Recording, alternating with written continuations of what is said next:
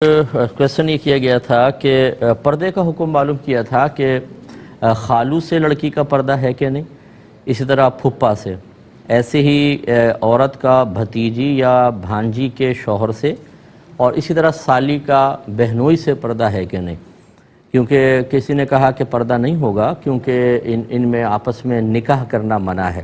پھپھا سے تو مطلب سگا چچا ہوتا تو ایک الگ بات تھی، لیکن پھپھا ہے، خالو ہے، خالہ آج فوت ہو جائے تو نکاح ہو سکتا ہے، تو کیا حکم شرع ہوگا؟ دیکھیں، پہلے ایک بات سمجھ جائیں کہ بعض اوقات دو عورتوں کو ایک ساتھ نکاح میں جمع کرنا یہ منع ہوتا ہے، اور یہ لیکن جو حرمت ہوتی ہے یہ عارضی ہوتی ہے۔ جیسے یہی خالہ خالو کا مسئلہ ہے، خالہ فوت ہو تو پھر خالو سے نکاح ہو سکتا ہے، اسی طرح پھوپھی فوت ہو جائے تو پھوپھا سے نکاح ہو سکتا ہے۔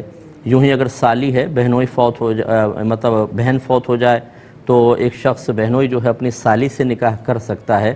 یہ حرمتیں ہیں عارضی، اور ایک دائمی حرمت ہوتی ہے، جیسے ساس ہوتی ہے کہ جب نکاح ہو گیا اگر بیوی مر بھی جائے تو ساس سے نکاح نہیں ہو سکتا، کیونکہ یہ حرمت ابدیہ ہے، ہمیشہ ہمیشہ کے لیے ہے۔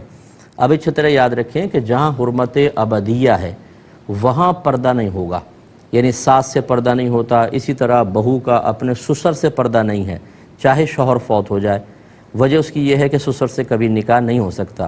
لیکن جہاں حرمت عارضی ہوتی ہے، یاد رکھیں، وہاں پر اگر فی الحال تو نکاح منع ہے، کیونکہ دو بہنوں کو ایک ساتھ نکاح میں جمع کرنا منع ہے، حرام ہے، لیکن یہ عارضی طور پہ آج بہن کا انتقال ہو تو دوسری بہن بہنوئی سے نکاح کر سکتی ہے۔ لہذا جہاں عارضی حرمت ہوتی ہے وہاں پردے کا حکم برقرار رہے گا، وہاں رعایت نہیں ملے گی، چاہے دوسری بہن ابھی نکاح میں ہے۔ جو اس کو جائز کہے وہ گویا کہ حرام کو حلال کر رہا ہے۔ نبی کریم صلی اللہ علیہ وسلم نے ارشاد فرمایا کہ کوئی بھی عورت مرد کے ساتھ تنہائی اختیار نہ کرے۔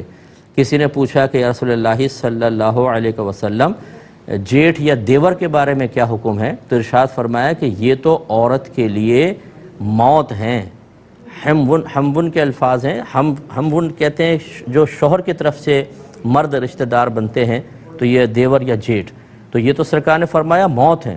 اگر ان سے حرمت کا رشتہ ہوتا، اگر یہ محرم ہوتے، تو آپ خود سوچئے کہ جس طریقے سے سالی بہنوئی کے لیے، اسی طرح بہنوئی کا بھائی کا مسئلہ بھی ہوتا۔ تو خلاصہ کلام یہ ہے کہ یا بہنوئی کے ساتھ تنہائی جائز ہوتی۔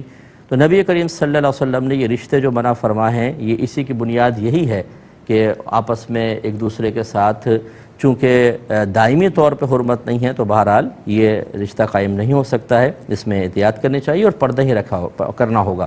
اس طرح ممانی کے ساتھ پردہ ہوتا ہے، کیونکہ آج اگر ماموں فوت ہوں تو ممانی کے ساتھ نکاح شرعاً جائز ہے، تو پردہ کرنا ہوگا۔